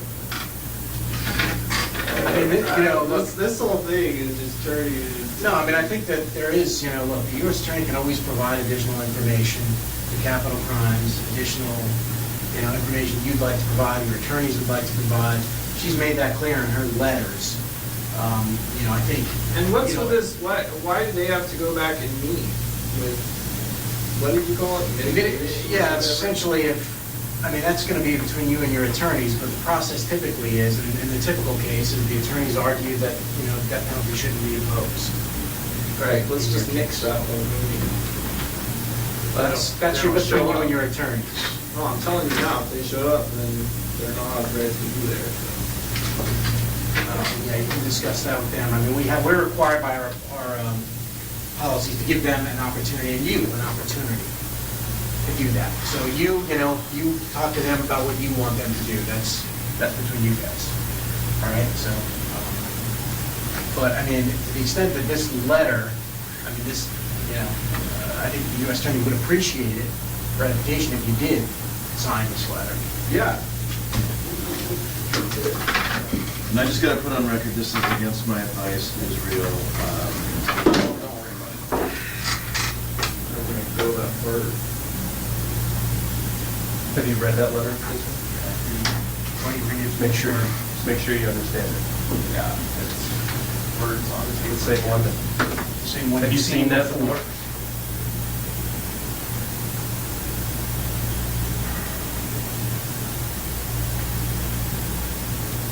Yeah.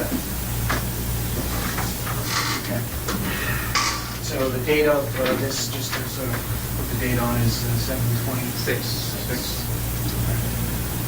But I'll forward this to the U.S. attorneys as well. To the extent that. But I think these dates are pretty quick, and they're, What's the first one, August 5th? August 6th. 6th? That's, whatever your attorneys need to tell us, I'll tell them, I'll write them back, today and say, all right, here's the date that you can conference this. And what happens next? Then Like, it if they goes to the Attorney General. if they don't show up. Then it goes to the Attorney General for a decision. All right. So are there any dates that, Rich, that? They don't need to be there. Well, let me talk to other counsel. Yeah,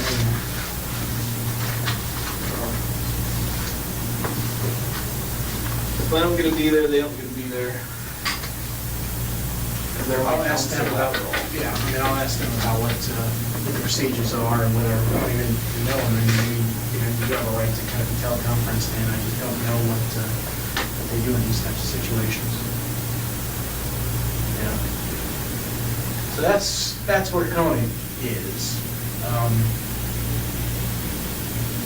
I would like to explore this idea again of this global settlement sooner rather than later to be able to kind of Well, control. let me talk to him what's this going on. afternoon. I'll come over this afternoon. Yeah, we can talk about it, but I mean, I want to make it clear that from here on out, the Koenig case is incorporated in whatever information is exchanged.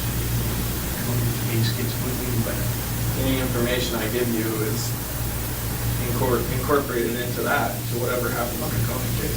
So you'd like the global So that I settlement? so that I have control over what information is released in that, and, we can do it on like a piecemeal basis. If if I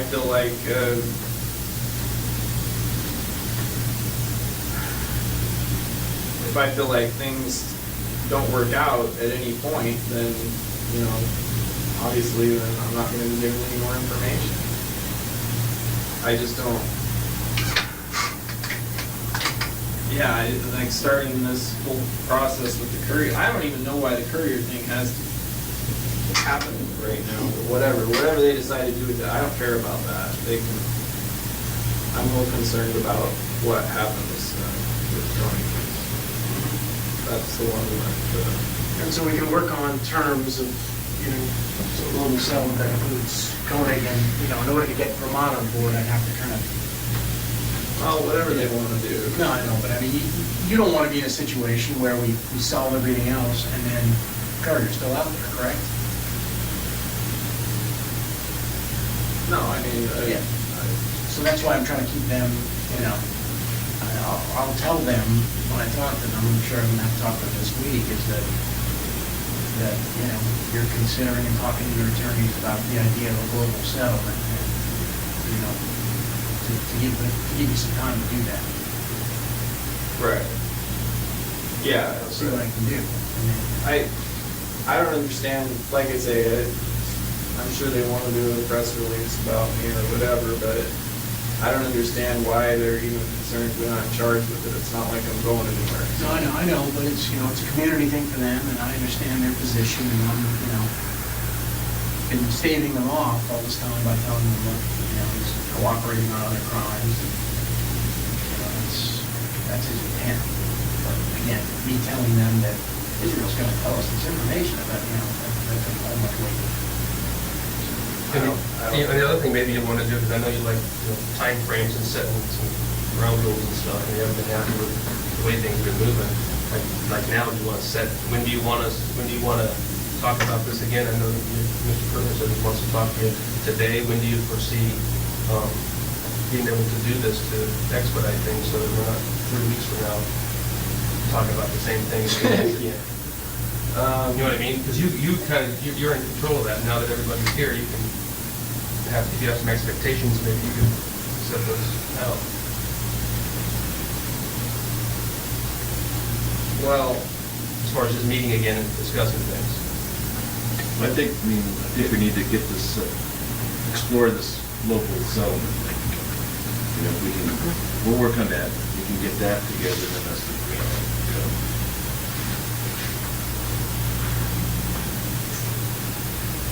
because without that, obviously, it's going anywhere. Yeah, no, I think it would be certainly helpful, and that's those other things that we've been working on with the Courier.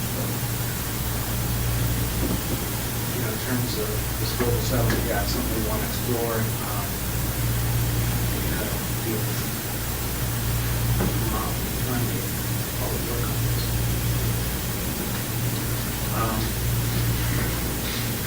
Well, I mean, that's What I can say, at least, it sounds like, I can advise capital crimes that August 6th is sort of a workable date if this plan doesn't change. Well, for me, on my schedule, September 17th would be work.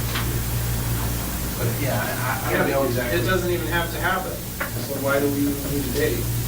Yeah, I mean, Now, why does there have to be mitigation? I don't understand. there's no. You just said there doesn't have to be, so. It's just a date, an opportunity. We don't want to deprive you of that opportunity, but if you don't want that I opportunity. get to go, so if I got to go, then yeah, let's do Well, I it. mean, it's clear, it sounds like obviously you don't want any mitigation presented in the Koenig case. Correct?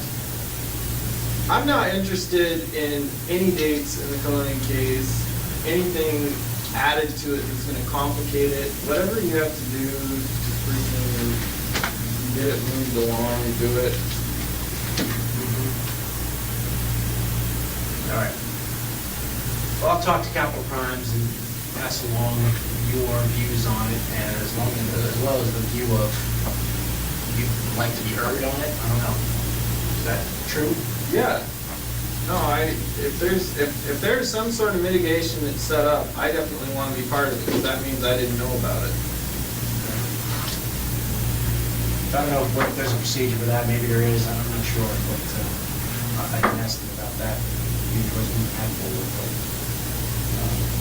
in the meantime, I think we can explore the global settlement. You're talking about the one, initially when I wrote that letter, Rich, on July 16th, right? Well, personally, I would make a counter proposal on it. Yeah, no, I understand, and then I incorporated again a little more concrete deals in the July 20, which you have. What? The July 16th letter on the global settlement.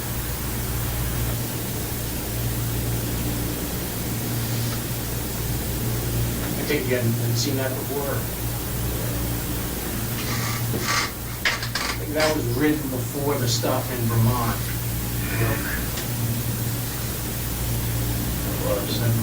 Well, it makes a lot more sense to do it in the Koenig case than the Courier case.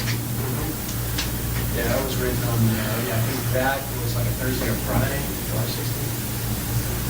So then Monday, they told me that the FBI was gonna stop their digging, and then that's when I wrote you the other thing on the 20th. That way, that mail, you gotta check them out.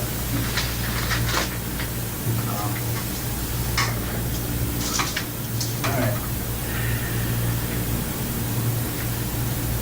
Any other questions, Israel, while we're all here?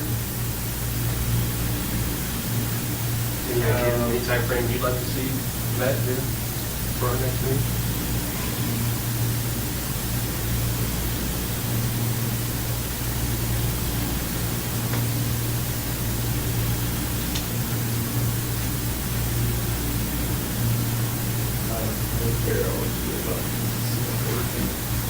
Let's talk about it. Not working. In terms of what, like in terms of what we're doing, or, I mean, I'm trying to figure out to make sure. I'll be taking it back now. When he's ready. I grab that, so, whatever. You ready, Israel, to return for that? Yeah, I guess. Okay, I'll be over 7 then, right? Give us a minute here and then get your computer. Are people lined up, need to take a leak or anything for me, Beth? No, I'm good.